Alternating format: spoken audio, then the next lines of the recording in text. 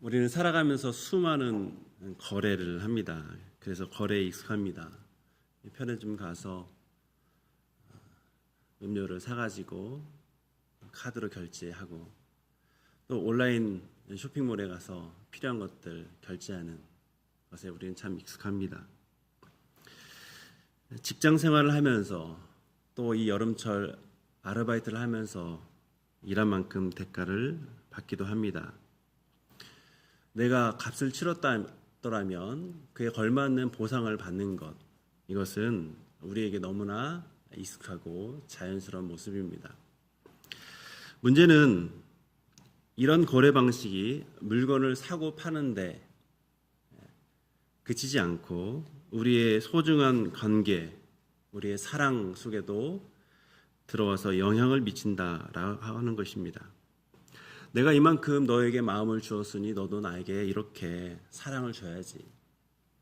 내가 이만큼 희생했으니 너도 그 희생을 인정해 줘야지 하는 마음이 우리에게 있습니다. 심지어 사람이 아닌 하나님께도 이런 생각을 가지기도 합니다. 제가 이렇게 열심히 기도했으니까 하나님께서 들어주셔야 하는 거 아닙니까? 제가 이렇게 헌신했으니 하나님께서도 무엇인가를 해주셔야 하지 않습니까? 오늘 우리가 보는 이 본문에는 사랑 그리고 자녀를 간절히 원하는 두 여인이 나타납니다. 그 여자 이름은 레아 그리고 라헬입니다. 두 사람이 합한채라는 이 열매를 두고 남편과 함께할 그 하룻밤을 거래하는 아주 독특한 거래 장면이 나타납니다. 사랑받고 싶은 마음, 자녀를 얻고 싶은 마음, 그 절박함이 너무나 커진 나머지 본인이 아닌 이 두 사람이 서로 거래를 하고 있는, 그래서 여기에서 남편은 둘의 거래 대상입니다. 그런데 오늘 본문을 잘 읽어보면 질문이 생기지요. 과연 라헬이 거래를 통해서 얻은 그 합한채가 정말 그의 소원을 이루어졌는지, 또 레아가 이렇게 주면서 했던 그 거래를 통해서 그가 원하는 것을 정말 얻었는지 우리는 한번 생각을 해봐야 됩니다. 오늘 말씀을 통해서 우리는 사랑을 얻기 위해, 인정을 얻기 위해서 그렇게 갈급해하는 이 세상의 모습, 그 모습이 우리 안에도 있는지에 대해서 한번 살펴보고, 이런 상황에서도 그 은혜와 사랑과 생명을 주관하시는 분은 하나님이시다라는 것을 우리가 좀 더 확실하게 또 믿고 또 신뢰하며 나가는 이 시간 되기를 원합니다. 14절에 보면 르우벤이 합한채를 얻어옵니다. 이때는 밀을 거두는 계절, 그러니까 늦봄입니다. 이 늦봄에 그 들판에서 이 본문이 시작이 되는 것이죠.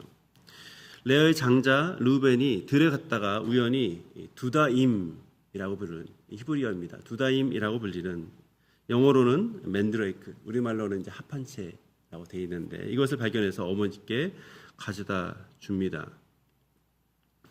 합한채는 고대 근동에서 쇠음제이자 임신을 돕는 신비한 열매로 여겨졌습니다. 준비된 그림 볼 수 있으시죠? 이 보면 왜 이렇게 생각했는지 잘 알 수가 있습니다. 마치 뿌리가 우리가 접하는 인삼처럼 생겼습니다. 사람의 그 하반신 모양을 닮아 있는 것이죠. 이 신기한 모습 또는 이 식물이 보이는 일부 효과 때문에 신비한 능력이 있다라고 여겨진 것으로 보입니다. 그래서 한때는 고대 이집트 왕실 정원에서 이것이 재배되었다라고 합니다. 그렇게 귀하게 취급받던 식물이죠. 그런데 이 역사적인 명성과는 달리 실제 과학적으로 분석해 볼 때 이 식물에는 임신을 돕는 성분이 매우 소량 함유되어 있다라고 합니다. 그러니까 실제로 이것을 섭취하더라도 유의미한 효과를 얻을 수 없다라고 하는 것이 현대 과학에 의한 결론입니다. 오히려 열매도 그렇고 뿌리에도 그렇고 상당히 강력한 독성 성분이 있다라고 합니다. 그래서 이 부위를 만지거나 채취하는 과정에서 이 독성 때문에 환각 증세를 겪는 사람도 있었다라고 합니다. 그래서 고대 사람들은 독성이 비교적 약한 그리고 사과향이 나는 이 열매를 잘 사용해서 체음제로 확인되지 않았지만 체음제로 또 민간약재로 그렇게 쓰곤 했다고 합니다. 당시 르우벤은 아마도 어린 소년이었을 것이죠. 그런데 르우벤이 이 열매의 신비한 효능을 듣고 어머니에게 갖다 주었을지 아니면 들판을 거닐다가 그 외관과 그 뿌리가 아주 신기한 너무나 특별한 것 때문에 이 식물을 가져와서 자랑 삼아 어머니에게 주었을지는 사실 잘 모릅니다.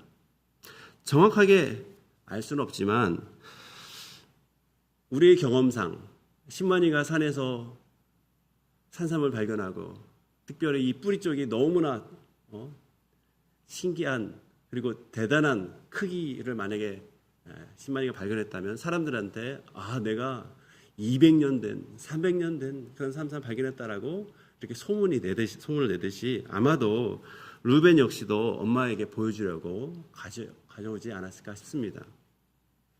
왜냐하면 이 소식이 그 가정 안에서만 그러니까 어머니에게만 들려지는 것이 아니라 이 소식이 경쟁 관계에 있던 라헬에게까지 들려지기 때문이죠.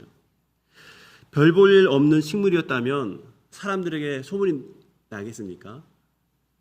그가 가져온 이 두다임, 이 합판체는 그래서 일반적인 그런 식물이 아니라 혹시 잘은 모르지만 뿌리는 정말 지금까지 봐왔던 것보다 더 대단한 모양을 가지고 있는 뿌리 또는 그 열매가 너무나 크고 탐스러운 그런 열매를 아마 가지고 있었지 않았을까 생각이 됩니다. 그런데 중요한 것은 합판체의 실제 효능이 있었느냐 없었느냐가 아닙니다. 당시 사람들에게는 이 열매가 사랑을 불러일으키고 임신을 돕게 하는 그런 특별한 힘을 가지고 있었다라고 믿었을 뿐입니다. 제가 예전에 경주 여행을 했는데 그 경주에 있는 어떤 한의원은 임신이 너무 잘 되게 하는 그런 특별한 의술을 펼친다라고 해서 서울에서 또 전국에서 그렇게 임신을 간절히 원하는 사람들이 그 부부가 찾아온다라고 들었습니다. 그러니까 너무나 먼 거리이지만 그래도 임신에 대한 희망을 갖고 그 거리를 왕복하고 있죠. 자녀가 없었던 라헬의 눈에는 이 화판체가 자신의 결핍, 자녀가 없음을 해결해 줄 수 있는 희망으로 보였을 것이죠. 반면 레아에게는 자신의 사랑하는 첫째 아들이 자기에게 가져다 준 너무나 귀한 것으로 여겼던 것입니다.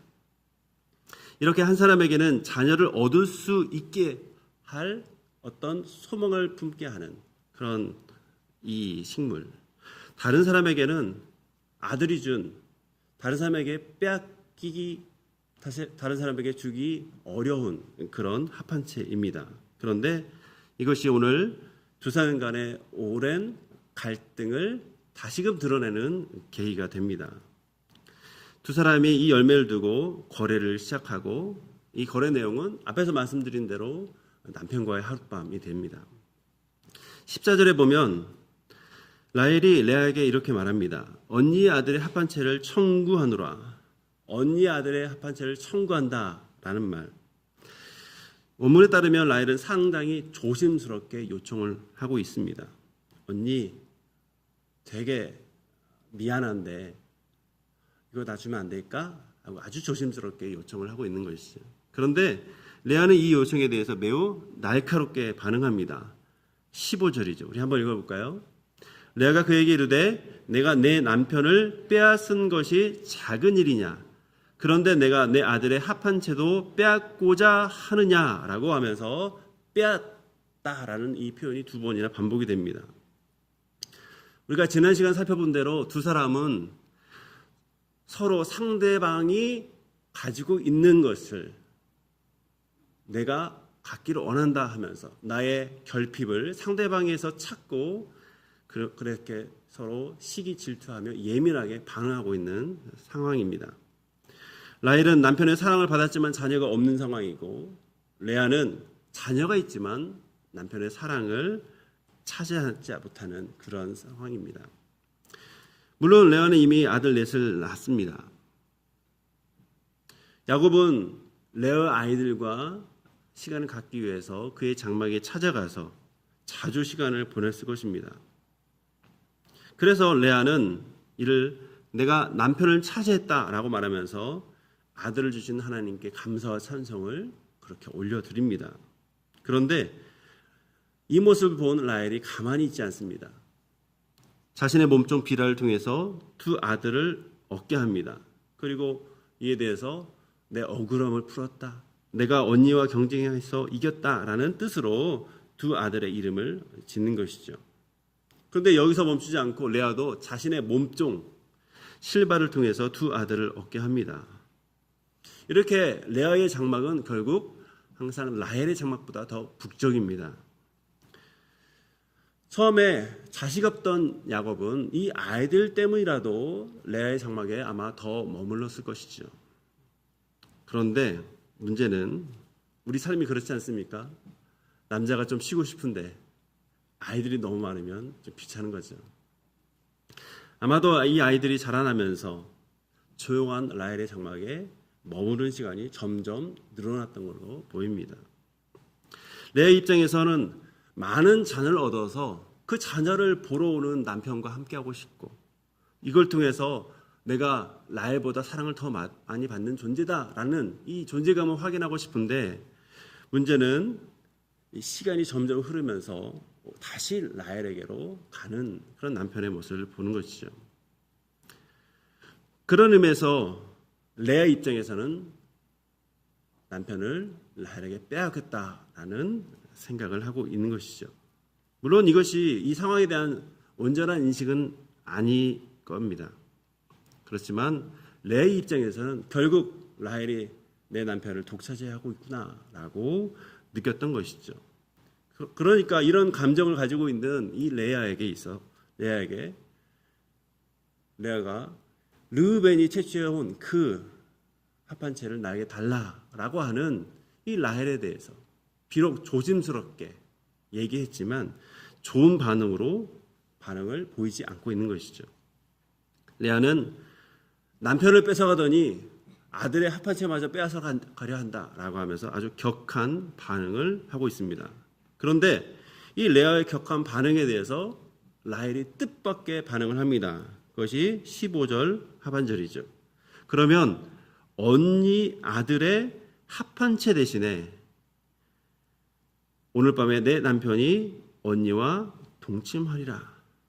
이 합한 채를 받는 대가로 오늘 밤 언니 침소에 남편이 들어갈 수 있도록 내가 그렇게 허락하겠다라고 말을 하고 있습니다. 레아에게는 합한 채를 건네주는 것이 남편과의 오붓한 그 하룻밤을 얻을 수 있는 기회가 됩니다. 그래서 레아는 이 거래를 받아들이고 합한 채를 라헬에게 넘겨주고 있죠.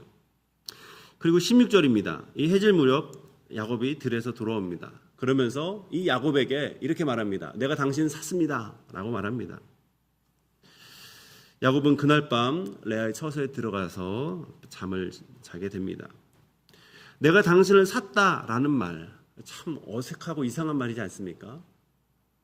그런데 이 당신을 샀다라고 하는 이 사카르라는 말이 뒤에 태어날 아들의 이름 이사갈과 아주 긴밀한 관계, 긴밀한 이사갈의 이름을 얻게 되는 근거가 됩니다. 사다란 말은 사카르인데 이 이사갈의 원래의 이름, 그러니까 히브리어 이름은 이사카르입니다. 그러니까 지금 이 하룻밤을 통해서 얻게 된 자녀는 결국 이 두 다임의 거래를 통해서 얻은 그런 기억이 이 이사갈에게 있다라는 것을 오늘 본문은 알려주고 있습니다. 근데 여기에서 야곱은 이 두 아내 사이의 거래에 대해서 단 한마디도 하지 않습니다. 앞서 라헬에게 무슨 말을 들었습니까? 그것이 30장 1절입니다. 내게 자식을 낳게 하라. 그렇지 않으면 내가 죽으리라 라고 말합니다. 이후에 야곱은 라헬의 몸종 비라를 아내를 맞이하여서 이로 인해서 라헬은 두 자식을 얻게 됩니다. 그래서 이 모습은 이 가정의 주도권을 줘야 될 야곱이 이 라헬의 등살에 못 이겨서 그 요구에 수용하는 그런 모습을 보이는 것으로 우리는 확인할 수 있습니다. 그런데 라헬에게만 수용하는 것이 아니라 바로 레아에게도 그렇게 수용하는 모습을 보입니다. 시녀 실바를 자신에게 주었을 때도 조건 없이 수용을 하고 있죠. 야곱은 분명 이 가정의 결정권자입니다. 그것은 당시 고대 상황에서 당연하게 여겨지는 겁니다. 그런데 이 두 아내의 갈등 앞에서 야곱은 침묵하고 때로는 아내들의 뜻을 그대로 받아들이는 방식으로 해결하고 있는 그런 모습을 우리는 이 내용을 통해서 볼 수 있습니다. 이렇게 야곱의 두 아내는 서로 시기 질투하면서 오랜 시간 보내고 있습니다. 열매 하나 때문에 신경질 내기도 하고 그 열매 하나 때문에 남편을 그들 간의 거래의 대상으로 삼는 그런 모습을 우리는 볼 수 있습니다. 그런데 이런 것들이 바로 오늘 본문에서 우리에게 알려주는 사람의 모습입니다.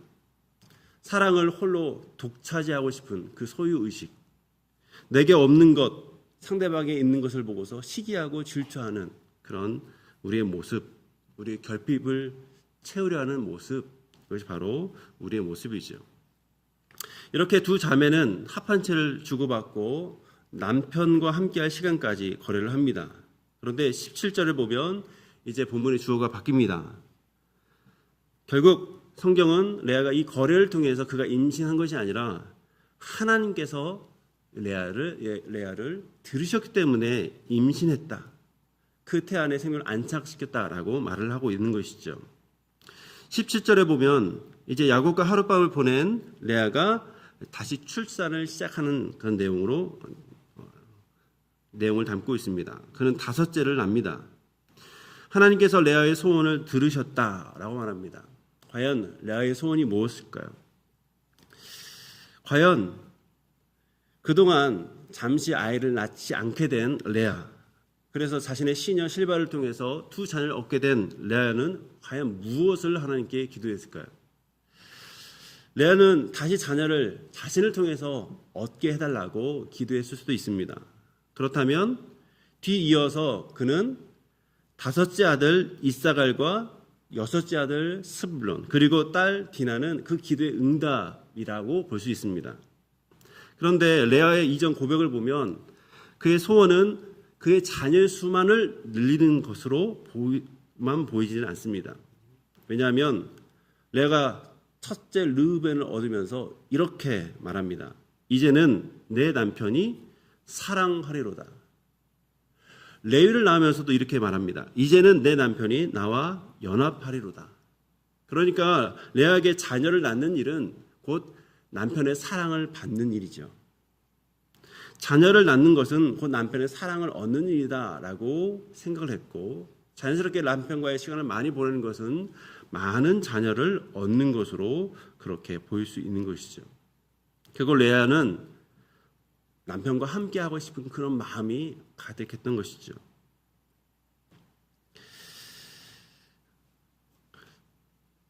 레아는 유다를 낳은 다음에 그의 출산이 멈췄다라고 그렇게 29장 35절에는 그렇게 적혀져 있습니다. 그런데 이것이 레아가 더 이상 임신을 할 수 없는 상태, 불임의 상태라는 뜻은 아닙니다. 왜냐하면 뒤에서 새 아이를 더 낳았기 때문이에요. 그렇다면 출산을 멈춘 이유가 뭘까요? 그것은 일시적으로 임신을 하지 못할 수 있는 상황, 즉 아마 야곱과 함께 시간을 보낼 수 있는 그런 것들이 기회가 주어지지 않았기 때문이다라고 볼 수 있는 것이죠. 30장 1절은 자식 없는 라헬의 시기 질투의 모습 그리고 또 절박함을 보여주고 있습니다. 앞에서 말씀드린 대로 내게 자식을 낳게 하라. 그렇지 않으면 나는 죽어버릴 거야 라고 말합니다. 라헬은 남편과 시간을 많이 보내지만 남편의 사랑의 대상이 되지만 자식 없는 그런 모습 때문에 지금 힘들어하고 있는 것이죠. 이런 상황이기 때문에 라헬이 그 두 다임을 나에게 주면 합한채를 나에게 주면 내가 남편과 하룻밤을 보내게 해줄 수 있도록 해줄게 라는 제안은 내 입장에서는 거절할 수 없는 그런 제안이 됩니다. 그러니까 라헬의 입장에서 레아의 생활을 너무나 잘 알고 있는 거죠. 반면 라헬은 이 합한채를 통해서 자녀를 얻고자 하는 그런 열망이 있다는 것을 확인할 수 있는 것입니다. 하나님은 남편을 가까이 하지 못했던 그 레아의 기도를 들으십니다. 물론 그가 바르게 구했기 때문은 아닙니다. 그 마음 가운데 욕심 없이 깨끗한 상태로 구했기 때문은 아닙니다. 그저 사랑받지 못하는 상태. 그가 품고 있던 그런 아픔과 부르짖음에 대해서 주님께서 귀를 기울이셨던 것이죠. 그런데 아들을 낳은 뒤에 레아는 이전에 하나님에 대한 반응과는 다른 반응을 보입니다. 18절을 우리 한번 읽도록 하겠습니다. 레아가 이르되 내가 내 시녀를 내 남편에게 주었으므로 하나님이 내게 그 값을 주셨다 하고 그의 이름을 이사갈이라 하였으며, 이 이사갈이라는 말은 품삯, 보상, 대가를 말하는 이 히브리어와 연결되어 있습니다. 그래서 앞에서 레아는 야곱에게 내가 당신을 합한채로 당신을 샀습니다 라고 할 때 이 사카르라는 말을 사용하죠. 그런데 여기서 보면 이 보상의 근거로 말한 것은 하나님께서 나에게 주신 아들을 주신 것에 대해서 내가 합한채를 이렇게 양보했기 때문에 그 남편과의 하룻밤을 위해서 그것을 팔았기 때문에 거래했기 때문이 아니라 이렇게 얘기합니다. 내가 내 시녀를 내 남편에게 주었으므로 하나님이 내게 그 값을 주셨다. 지금 자신의 시녀를 남편에게 주었기 때문에 그 값으로 자신에게 자녀를 낳게 했다라고 말하고 있는 것이죠. 그러니까 지금 레아 입장에서는 남편을 너무너무 사모하는데 남편이 자기에게 오지 않자 시녀를 통해서라도 그저 자식을 얻는 것으로 지금 대리만족하고 있는 것이죠. 그렇게 해서라도 그러니까 내가 데리고 있는 시녀를 통해서 남편의 자식을 얻는 것만으로도 지금 자식에게는 그 아들을 얻는 것만으로도 지금 만족하고 있는데, 근데 사실 이런 상황은 본인에게는 사실 진짜 원하는 상황은 아니었다라고 하는 거죠. 자기가 원하는 것은 남편과의 시간을 보내는 것이었어요. 그런데 그렇게 하지 못하는 상황에서 이런 일을 자신은 계획하고 그렇게 했는데, 이렇게 내가 계획을 하니까 하나님께서 오히려 그 건너를 통해서 이렇게 나에게 자식을 주셨구나라고 그렇게 생각을 하고 있습니다. 레아는 분명 자신에게 자식을 주신 것이 하나님의 일이라는 것을 분명히 믿습니다. 그렇지만 지금 이제부터는 내가 한 일에 대한 보상으로 하나님께서 나에게 주셨다라고 그렇게 생각하고 있습니다.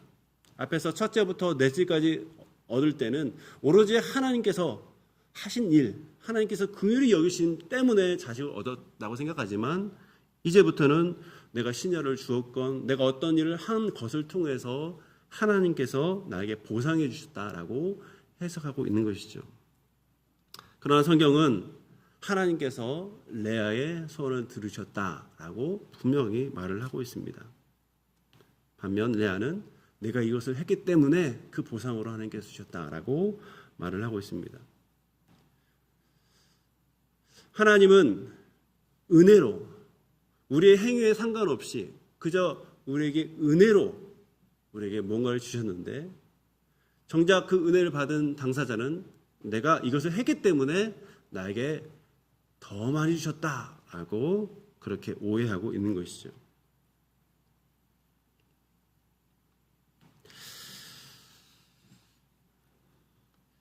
레아는 내 아들의 이름을 지으면서 하나님의 보심과 들으심을 고백합니다. 루벤을 낳고 하나님께서 나의 괴로움을 보셨다. 시몬을 낳고 내가 사랑받지 못함을 하나님께서 들으셨다라고 고백합니다. 루벤을 낳았을 때는 하나님을 찬송합니다라고 그의 시선은 오로지 하나님의 은혜, 하나님께서 나에게 하신 일들에 대한 찬송이었습니다. 물론 이런 과정 속에 그에게는 남편을 차지하고 싶은 그런 갈망이 있었습니다. 그래서 자녀를 낳을 때마다 남편이 나와 더 함께할 것이다. 그래서 레위라는 이름 통해서 남편이 나와 연합할 것이다 라는 기대감을 가지고 있었습니다. 자신의 몸종 실바를 통해서 갓과 아셀을 낳게 되는데 이 갓과 아셀의 이름의 변화를 통해서도 우리는 이 레아의 갈망을 볼 수 있습니다. 갓을 얻었을 때 복되다, 행운을 얻었다. 아셀을 얻었을 때는 모든 딸들이 나를 복되다 생각하리로다 라고 말합니다. 결국 하나님의 보신과 은혜에 대해서 첫 번째에서 네 번째를 낳을 때는 그것에 대해서 감격하고 감사했지만 시간이 지나면서 점점 사람들이 나를 어떻게 볼지에 대한 그 평가를 더 중요하게 여기는 그런 모습으로 나아가고 있는 것이죠. 그래서 지금 오늘 본문에서도 하나님이 주셨다라고 온전히 고백하기보다는 내가 이런 것들을 했기 때문에 나에게 주셨다라고 얘기를 하면서 결국은 나의 행위가 더 드러나게 되는 것이죠. 하나님은 은혜로 주셨지만 우리는 그 은혜를 우리의 어떤 공로나 행위로 이렇게 했으니까 나에게 주신 것이다 라고 그렇게 뒤바꾸어 이해하고 있는 그런 모습을 보게 됩니다. 그런데 사실은 우리도 레아처럼 하나님의 은혜를 우리의 공로로 생각할 때가 참 많이 있습니다. 내가 이렇게 기도했으니까 응답해 줘야지. 내가 이렇게 봉사했으니까 교회에서 나를 인정해 줘야지. 내가 다른 사람보다 더 많이 헌신했으니까 나에게 그에 걸맞는 자리가 주어져야지 라고 생각을 하게 됩니다. 특별히 교회 안에서 직분을 생각할 때 이런 마음이 드러나기도 합니다. 직분은 오랜 충성에 대한 보상이나 멸관이 아닙니다. 우리의 멸류관, 우리의 보상은 여기가 아니라 바로 하나님의 나라에 있는 거죠. 다만 교회라고 하는 예수님의 머리 된 그 교회, 영적인 공동체에서 하나님의 교회를 섬기도록 주어진 직분입니다. 그런데 이 직분을 자신이 쌓아온 어떤 봉사의 대가로 여기게 되면 나중에 이 직분이 주어지지 않았을 때 섭섭하고 또 분노가 생기게 되는 것이죠. 내가 오랫동안 이렇게 섬겼는데 나보다 저 사람이 더 낫다고 이렇게 생각을 하고 있습니다. 봉사와 헌신은 하나님께서 인정하신 너무나 귀한 것입니다. 하지만 그것이 어떤 인정을 얻거나 뭔가를 얻기 위한 그 대가로 그 정석으로 여기는 순간에 그 은혜는 하나님마저도 이 영적인 일마저도 거래로 그렇게 뒤바뀌는 거죠. 사실 교회 안에서 가장 영광스러운 칭호는 목사, 장로, 권사가 아닙니다. 가장 거룩한 칭호는 하나님의 거룩한 백성이라는 성도입니다. 교회에서 직분을 가지고 충성되게 일을 하지만 하나님의 나라에서는 하나님의 백성이라는 성도란 이름을 가지고 오직 하나님을 찬양할 뿐이게 되는 것이죠. 우리에게는 하나님의 백성이 될 수 있는 자격이 없었습니다. 그렇지만 그 자격을 주시기 위해서 우리 안에 예수 그리스도를 보내주시고 그분을 믿는 믿음도 선물로 주시고 그 은혜 안에서 거하게 하십니다. 그래서 하나님께 예배하며 그리스도의 보혈 가운데 당당히 나아가기도 하고 하나님의 말씀을 직접 대면하면서 성령님의 음성에 민감하게 살아가기도 하고 기도하면서 내 안에 있는 여러 가지 것들을 하나님께 그리스도의 이름으로 올릴 수 있는 특권도 얻게 되는 것이죠. 무엇보다도 교회를 통해서 하나님 나라를 확장하고 그 하나님 나라의 실체를 누릴 수 있도록 하는 것이 바로 우리에게 하나님의 성도에게 주어진 큰 은혜라는 것을 우리가 기억하셨으면 좋겠습니다. 우리가 이 땅의 멸류가 아니라 이 땅의 인정이 아닌 눈에 보이지 않는 하나님의 은혜에 이미 부름받고 그리고 그것에 우리가 더 초점을 맞추어서 주님의 나라를 위해서 살아가는 우리 모두가 되기를 바랍니다. 오늘 본문의 순서를 다시 보시면 레아가 자신의 행동을 설명하기 전에 이미 하나님께서 레아를 들으셨다라고 분명히 말을 합니다. 이사갈은 레아가 자신의 노력을 통해서 얻어낸 그 품삯이 아니라 하나님께서 그의 고통을 아시고 그의 부르짖음에 귀 기울이신 하나님께서 주신 선물인 것이죠. 그런데 하나님의 선물이 한 번에 그치지 않고 다시 임신하여서 이제 6번째 아들을 낳는 데까지 이릅니다. 그것이 20절입니다. 우리 같이 한번 읽어보겠습니다. 레아가 이르되 하나님이 내게 후한 선물을 주시도다. 내가 남편에게 6 아들 낳았으니 이제는 그가 나와 함께 살리라 하고 그의 이름을 스불론이라 하였으며, 이 스불론 우리말로는 시옷이지만 이제 원어로는 지블론입니다. 좋은 선물을 주다라는 이 자비드, 그리고 존귀 여기다 또는 함께 거하다 하는 이 뜻의 자말이 연결된 이 표현이죠. 레아는 지금 하나님께서 내게 후한 선물을 주셨다라고 고백을 합니다. 그리고 이 고백은 후한 선물을 주신 그 하나님께서 나에게 남편이 나와 함께 살게 하리라 라고 하는 기대로 이어집니다. 이 말은 무슨 말이냐면 이제는 남편이 내가 6이나 낳았는데, 아니 7이나 낳았는데 남편이 나를 존대해 주겠지. 이제는 나를 중요한 아내로 인정하겠지라는 그런 생각이 담겨져 있습니다. 결국 이 스불론이라는 이름에는 하나님에 대한 감사도 들어있고 그 이후에 남편의 사랑과 인정을 갈망하는 그런 레아의 마음이 들어있는 것이죠. 이후에 그가 딸을 낳고 21절에 보면 디나도 낳습니다. 디나가 생깁니다. 그리고 이 디나는 훗날 34장에 나오는 이 폭행 사건을 예비하는 아주 짧은 기록이 됩니다. 자, 이렇게 레아는 6 그리고 한 딸을 낳습니다. 그 나이에 2 다임을 소유하고 있는, 이 합한체를 소유하고 있는, 그리고 그것을 활용했을 자녀 없는 라헬에 대해서 우리 한번 살펴보도록 하겠습니다. 22절입니다. 하나님이 라헬을 생각하신지라 하나님이 그의 소원을 들으시고 그의 태를 여셨으므로.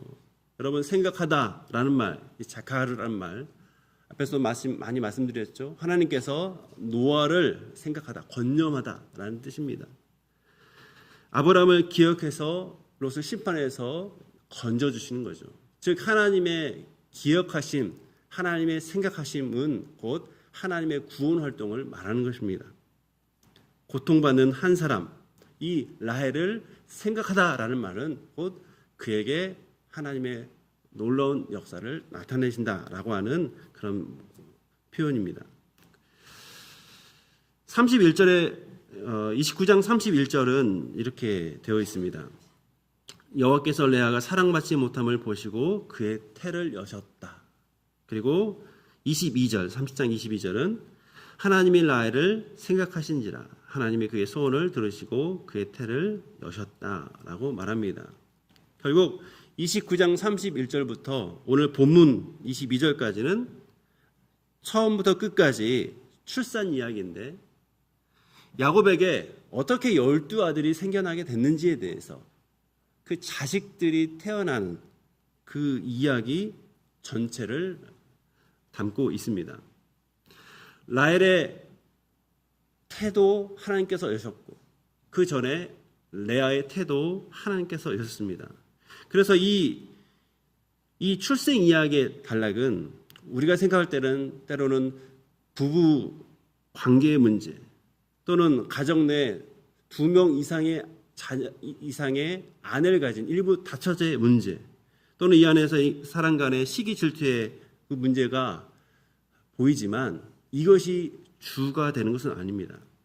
하나님께서 우리 성도들 장차 하나님의 백성이 될 이 교회의 모델로서 이스라엘 백성을 이 땅 가운데 구성하시는데 그 구성하는 가장 기초가 되는 야곱의 12아들이 사람 간의 시기 질투 가운데서도 자기 공로를 생각하면서 하나님께 대하는 방식을 통해서도 그런 방식이 나타나지만 그러나 주권적으로 하나님께서 이루시고 있다는 것을 잘 나타내는 그런 본문인 것이죠. 23절, 24절은 라헬의 고백이 나타납니다. 하나님이 내 부끄러움을 씻으셨다 하면서 그 이름을 요셉이라고 말합니다. 이 요셉은 하나님이 나의 부끄러움, 수치를 거뒀다라고 하는 말과 그리고 더하시기를 원하는 또 다른 아들을 더하시기를 원하는 그런 이 두 가지 마음을 담아서 이름을 짓습니다. 결국 걷어가시고 더하시는 그 하나님을 기대하면서 요셉이라는 이름을 붙이고 있는 것입니다. 그래서 이후에 야곱과 라헬 사이에서 또 다른 아들 베냐민이 이제 출생하게 될 것이죠. 이렇게 창세기 29장 31절부터 시작된 이 낳고 낳는 이야기는 오늘 본문 22절까지를 통해서 그 생명의 초안이 완성되는 것을 보게 됩니다. 오늘 말씀을 마무리하면서 오늘 본문이 보여주는 사실을 우리 한번 보도록 하겠습니다. 레아와 라헬은 합판세를 통해서 남편과의 시간을 거래합니다. 그러나 그 태를 여신 분은 하나님이십니다. 사랑받지 못한 레아를 들으신 분도 하나님이셨고 오랫동안 자녀가 없었던 라헬을 기억하신 분도 하나님이십니다. 그분이 주신 선물은 우리가 값을 치르고 받아낸 그런 거래 후 받는 대금이 아닙니다. 우리의 형편을 아시고 우리의 부르짖음을 들으시고 긍휼을 베푸시는 은혜의 하나님인 것이죠. 그래서 우리는 우리 자신을 돌아봐야 되는 겁니다. 혹시 나는 하나님을 믿으면서도 이 땅 가운데 사랑과 인정을 얻기 위해서 사랑과의 관계에서 거래적인 태도에 치중하고 있지 않았는지, 내가 봉사와 헌신을 내세우면서 하나님과 교회 역시 마땅히 나를 인정해야 한다라고 그렇게 생각하지 않았는지, 기도의 응답이 늦어질 때 하나님께서 나를 잊으셨다라고 그렇게 여기고 있지는 않은지 우리는 생각해 봐야 합니다. 레아의 다섯째 아들도 라헬의 첫째 아들도 사람의 생각과 노력으로 인해서 얻은 결과가 아니다라는 것을 성경을 말하고 있습니다. 하나님께서 각 사람의 고통을 들으시고 기억하시고 가장 알맞은 때에 베푸신 선물이었다는 것을 우리는 기억하셔야 됩니다. 따라서 우리는 우리 형편을 잘 아시고 우리 부르짐을 기억하시고 우리 가장 선한 때에 일하시는 그 하나님을 신뢰하기를 원합니다. 하나님께서는 레아의 간구도 들으시고 라헬의 간구도 들으시는 그런 분이십니다. 그래서 그들의 태를 여신 분이십니다. 그 하나님께서는 동일한 하나님이시죠. 그래서 우리의 형편도 잘 아시고 우리의 부르짐도 들으시고 우리를 살피시는 그런 하나님이십니다. 우리 안에 여전히 채워지지 않는 결핍이 있습니까? 여전히 기다리고 있는 뭔가가 있습니까? 우리가 하나님께 우리의 마음을 다해서 기도합시다. 하나님께서 하나님의 때 그것을 응답하시고 하나님의 하나님 되심을 반드시 나타내심으로 우리에게 감사와 찬양의 대상이 되시는 것을 우리에게 밝히 보여주실 것입니다. 오늘 말씀을 생각하면서 우리 한번 기도하겠습니다. 하나님 그리고 사람에게 우리는 어떤 태도로 다가가고 있습니까? 혹시 계산적인 마음, 자기 이익을 추구했던 마음이 있다면 우리가 회개하기를 원합니다. 하나님께서 우리에게 주실 응답이 더디게 느껴질지라도 우리를 기억하시고 우리를 마침내 살피시는 우리에게 가장 좋은 곳으로 허락하실 그 하나님을 더 신뢰하기를 원합니다. 우리의 조급함을 내려놓고 가장 선한 때에 응답하실 그 하나님을 기다리는 믿음을 달라고 우리가 회개하고 하나님을 신뢰하며 기다리는 믿음을 얻도록 긍휼과 능력의 은혜의 하나님께 우리 한번 점심으로 기도하는 시간 갖도록 하겠습니다. 하나님 아버지, 우리의 좁은 마음, 내가 이렇게 했으니까 하나님께서 나에게 은혜로 이걸 주실 것이야 라고 하는 우리의 좁은 마음을 주여 용서하여 주옵소서. 하나님마저 거래의 대상으로 생각했거나 우리가 사랑하는 사람마저 우리에게 돌아오는 것이 없을 때 우리가 어떻게 생각했는지를 우리 스스로 돌아보게 하여 주옵소서. 하나님 아버지, 은혜를 은혜답게 여기는 사람이 되게 하여 주옵소서. 주님, 이미 준 것을 가지고 서운해하는 것을 하지 않도록 도와주옵소서. 주여, 우리의 기도가 응답되지 않았을 때, 아직 응답되지 않을 때 느낄지라도 그랬을 때 하나님께서 우리를 잊으셨다라고 혹시 생각하고 있습니까? 주여, 주님은 반드시 응답하시는 분이십니다. 라헬을 기억하시고 라헬의 기도를 들으셨던 그 주님께서 우리의 형편도 들으시고 하나님의 때에 응답하실 것을 믿습니다. 그 주님을 신뢰하는 주님의 사람 되게 하여 주옵소서. 특별히 내 힘으로 채우려 했던 우리의 조급한 마음을 내려놓게 하여 주옵소서. 가장 선한 때에 하나님께서 주실 것을 믿고 믿음으로 인내하며 살아가는 주님의 사람 되어 주옵소서. 우리 안에 결핍, 우리 안에 부족함이 있습니다. 주여, 말씀 가운데 깨닫게 하여 주시고 하나님의 선한 인도하심을 통해서 채워주시는 그 은혜를 경험할 수 있도록 하여 주옵소서. 하나님 아버지, 주님은 사랑이시며 생명의 근원이 되십니다. 오늘 레아와 라헬의 이야기를 통해서 저희 자신의 모습을 돌아보게 하시니 감사합니다. 저희도 알지 못하는 사이에 사람과의 관계를, 또 주님과의 관계를 거래로 바꿨던 우리의 모습을 생각하게 됩니다. 내가 드린 만큼 돌려받아야 된다라고 여기는 모습, 내가 헌신한 만큼 인정받아야 된다라고 했던 저희 좁디 좁은 마음을 주여 불쌍히 여기시고 용서하여 주옵소서. 주님은 우리의 노력, 우리의 계산과 상관없이 상처받은 자의 눈물을 보시는 분이십니다. 사랑받지 못한 자의 그 눈물을 닦아주시는 분이십니다. 그들의 신음을 들으시는 은혜의 하나님이십니다. 주여, 저희 형편을 이미 다 아시고 가장 선한 때 채워주시는 그 주님을 신뢰하며 나가는 저희 되게 하여 주옵소서. 조급한 가운데 스스로 뭔가를 노력하며 애쓰기보다는 주님의 때도 기다리면서 주님을 신뢰하는 주님의 사람 되게 하여 주옵소서.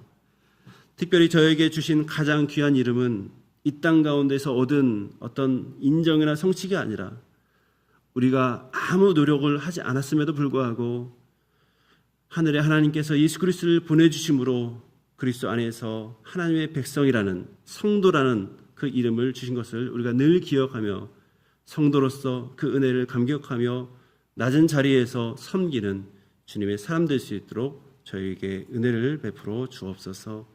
예수님의 이름으로 기도하옵나이다. 아멘.